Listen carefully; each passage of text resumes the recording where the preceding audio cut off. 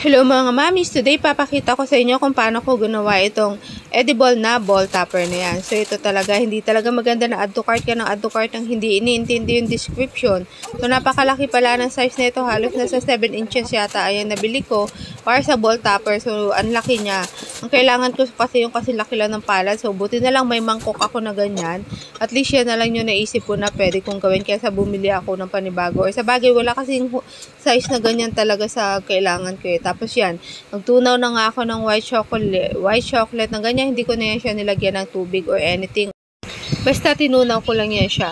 Tapos, ito naman marshmallow, pinaikot ko din lang yan siya sa microwave oven para lumambot siya or basta mag-melt siya ng ganyan. Tapos, itong bowl nga, nilagyan ko siya ng cling wrap para mas mabilis kong matanggal yung isi-shape natin na chocolate. Tapos, ayan. So, first layer pa lang yung ginawa ko. Nilagay ko muna siya. Tapos, ipinalagay ko muna yan siya sa ref.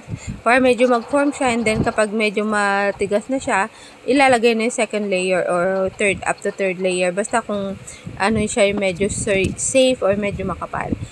Pagtapos, ipapalaman ko dyan sa loob yung rice crisps, diba? So, ayan na nga, natunaw na yung sa marshmallow.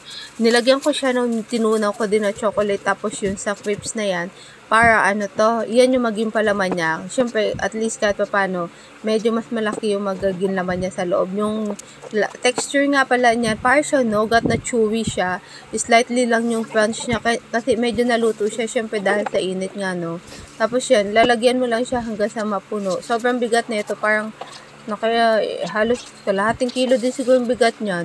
Tapos yan, kung mapapansin niyo, nilagyan ko siya ng ng chopstick kasi diyan ko isasalpak yung magiging tukod ng topper na yan. So, at least yan nilagyan ko ng cling wrap. Mas mabilis siya na tinanggal dyan sa bowl. Tapos, so ayan, since hindi siya nakalapat, at saka hindi siya nakapa-curve, diba? So, minasa-masa ko muna yan siya. Tapos, ayang plato na yan, ininit ko para diyan ko ipa-flatten yung kanyang pagtataklubin ko sila kasi syempre hindi siya pantay. After ko nyan, nilagyan ko pa yan siya ng tinunaw din na chocolate para magdikit sila o may pangkapit sila ng ganyan. So, ayan na nga. Tapos, pinagtaklob ko na siya. Then, saka ko siya matyagang sobrang tiyaga na shape ng bilog. So, ganyan lang talaga. Kailangan ma-achieve natin na parang bola siya kasi kung mapapansin ninyo, nagbakat-bakat dyan yung yung cling wrap, diba? So, ganyan lang, tiyagaan lang talaga. Halos matunaw na nga yan sa init ng palad ko eh. Sakto din lang naman kasi natutunaw na yun, nakakatulong siya, iyon yung mag-feel doon sa mga uka-uka. Ganyan lang siya, tiyagaan mo lang siya na paikot ng paikutin hanggang sa medyo ma-achieve mo na yung pagkaka-perfect na shape niya. Binalik ko nga pala yan sa cling wrap para mas mapabilis siya. At least hindi ganun ka-sticky, tapos binalik ko sa wrap. So, eto na nga siya, diba? So, start ko na balot ngayon ng fondant. Okay, so hanggang 3 beses ko talaga trinay out yan kasi nga parang first time ko lang gagawa na magbalot ng bilog na shape. Ang hirap pala niya. Tapos napupunit ba yung fondant ko na yan sa dulo na kasi nga hindi pantay yung pagkakamasa ay pagka-spread ko sa kanya ba may manipis na portion kaya yan napunit. Hanggang sa 3 beses ko yan siya na sinubukan. Ayun, kung mapapansin nyo, ang tsaka, diba? Kaya talaga sabi ko ulitin ko, ang pangit tignan ng may ganyan eh. So, ayan. Buti na lang, hindi naman na nagtunaw yung yung chocolate niya. So, ito yung sa pangalawang tryout ko. Bago ko nga pala isalpak yan, yung chocolate ball na yon, nilalagyan ko muna siya ng shortening para may pangkapit dyan sa sa balot niya. So, ayan, kung mapapansin ninyo, parang okay na siya, diba?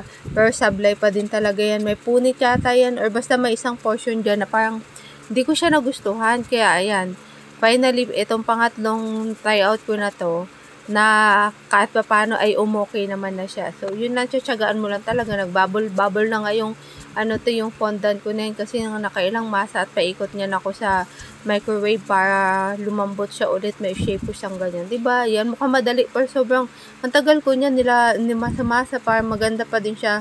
Tapos masakto ko. Kaya lang sa ilalim na portion niya talaga, medyo may part dyan na makapal talaga kasi nga, mag-overlap yan siya eh. Pero so far, pa-planchahin nyo lang siya or basta ayusin nyo lang siya para maging smooth na ganyan kahit pa paano. Kailangan nyo na smoother na ganyan. So, ito, sablay na naman ako. 6 na sulok yung nabili ko. Kaya, kailangan ko na naman mag-improvise yung star. Pwede naman kasi mag-shape ka ng stencil. Kasi yung sa bola pala, 5 kanto lang siya. 6 yung nabili ko. Mali ako. Sige lang, add to cart ko na naman. Kasi hinabol ko nga yan bago mag-November 1 para makadating sa akin since maglo-long holiday. So, ayan. Yung buti na lang may star ako na pang cut out na ganyan. At least, mabilis ko siya na shape kahit paano yung 5 corner na ganyan. Pwede ka naman mag-print din ng ng tawag nito, ng stencil, pero kung magaling ka kahit na mag-shape ng ganyan 5 shape, kahit hindi ka na siguro mag-stencil pa, carry mo na yan. Basta ako, yan ginamit kong star na yan para mas mabilis ako makapag-cut out ng ganitong shape. So, yan na nga. Naggawa na ako ng ganyan. Kung mapapansin nyo, kulay gray siya. Kinulayan ko na lang yan siya na itim. Tapos, eto na nga siya. Para medyo napalaki siya. Kaya lang hinayaan ko na sinsakto naman na din. Pwede na. Tapos, di ba yung fondant na yan, tinungkab ko na yan siya para isasalpak ko dyan yung kulay itim. Kahit pa paano, medyo hindi iba siya nakaangat. Kasi pag idinikit ko lang na hindi ko tinanggal yung puti na yan, hindi siya ganun kaganda tignan. Nakaangat siya. So, at least yan, gaganyan mo siya. Nakalapat pa din siya. Tapos, saka mo siya hihiwaan na yung part ng ibang part na sa white, diba? Para magmukhang bola talaga siya. Ito na yung kanyang kinalabasan. Hindi man siya ganun ka-perfect, pero kahit pa paano ay maayos naman na siya, mukha na siyang bola. Tabangan ninyo sa next video kung paano ko ginawa itong cake na to. Yun lang. Salamat, paalam. Ciao!